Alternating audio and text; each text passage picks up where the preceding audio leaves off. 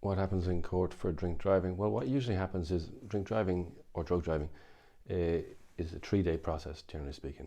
There's the first day the case comes into court, and on that day the case then is adjourned for between 4 and 6 weeks to allow the guards to send to your solicitor all the statements, all the reports, all the documents connected to your case to your solicitor. And the case generally is adjourned from on the first day to about 4 to 6 weeks to allow that process to take place.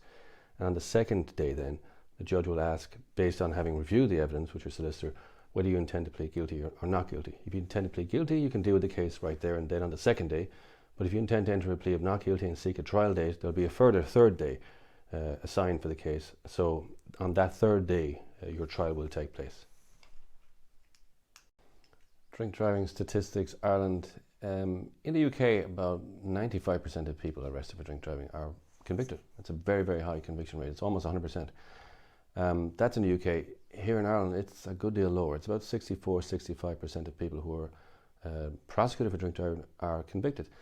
That means about 35-36% of people who are prosecuted are not convicted.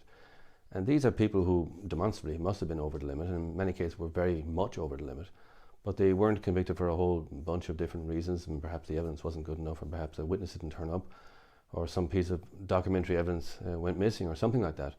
But there's proportionally a better chance of succeeding in Ireland than in the UK, yes. How to get out of a drink driving charge in Ireland? There's no way of getting out of it. If you've been arrested for drink driving and you've given a breath, blood or urine sample and they come back over the prescribed limit, you will be prosecuted for that in court.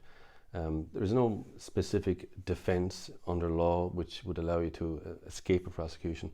There's no specific defence understood by the courts, such as the special reasons defence that they can use in limited circumstances in the UK, where perhaps you've moved the car from point A to point B and that distance is very, very short.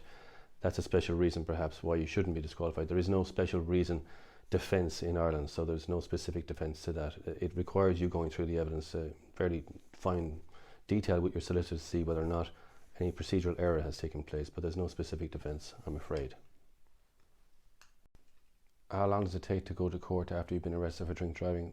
Well, there's no easy answer for that, because depending on how complex your case is, if your case is a straightforward drink driving case, it could take a number of months. It might be until the next year. That's because in 2020, when COVID hit, it pushed about 100,000 cases from 2020 into 2021.